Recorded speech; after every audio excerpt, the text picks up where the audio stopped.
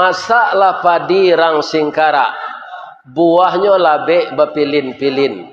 Kalau layado nandiawak, jangan dipilih oleh orang lain.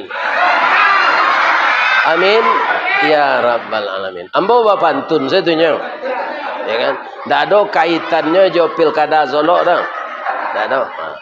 Mudah-mudahan beliau pai bisa menghadiri acara di sinan sehingga sebagai pemimpin di kota Solo beliau bisa menghadiri segala undangan. Itu sudah terbiasa.